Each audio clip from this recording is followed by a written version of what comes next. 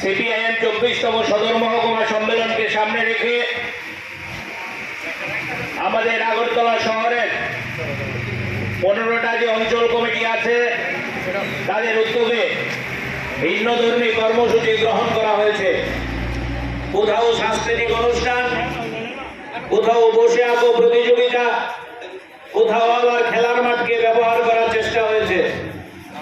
আমি আগেও বলেছি, আপনারা জানেন সিপিআইএম আমাদের ভারতবর্ষে মানুষের জন্য, সাধারণ মানুষের জন্য লড়াই করে এই মানুষের লড়াইকে আরো তেজি করার লক্ষ্যে আমাদের এই সম্মেলনের বার্তা জনমনে পৌঁছে দিতে আমাদের সিপিআইএম মধ্য বনমালীপুর এবং পূর্ব আগরতলা অঞ্চলের উদ্যোগে এই দূরপাল্লার দৌড় প্রতিযোগিতা, ইতিমধ্যেই দূরপাল্লার দৌড় প্রতিযোগিতা শেষ হয়েছে।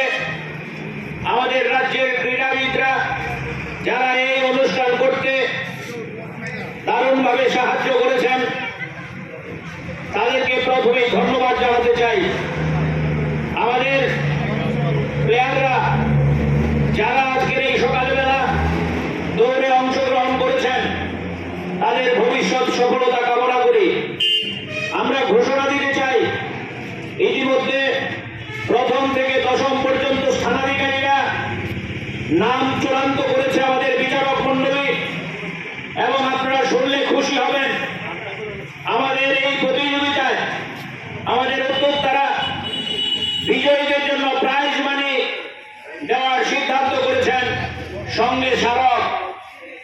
আমাদের যারা ক্রীড়াবিদ আছেন, কোচরা আছেন, তারা আমাদের উদ্যোক্তাদের অনুরোধ করেছেন এই প্রাইজ মানি জনসেবককে ঘোষণা দেওয়ার জন্য।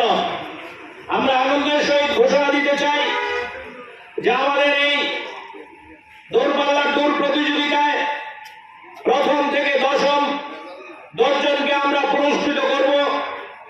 ইচ্ছে থাকলেও আমরা সবাইকে পুরস্কার দিতে পারছি না। প্রথম যিনি হবেন ওনাকে আমরা 3000 টাকা এবং স্মারক দিয়ে সম্মানিত করব। দ্বিতীয় যিনি হবেন ওনাকে আমরা 2000 টাকা এবং স্মারক দিয়ে সম্মানিত করব। তৃতীয় যিনি হবেন ওনাকে 1000 টাকা এবং স্মারক দিয়ে সম্মানিত করব। বাকি এই 10 জনের মধ্যে আরো 7 জন যারা আছে তাদের সবাইকে আমরা 500 টাকা এবং সঙ্গে স্মারক দিয়ে সম্মানিত করব।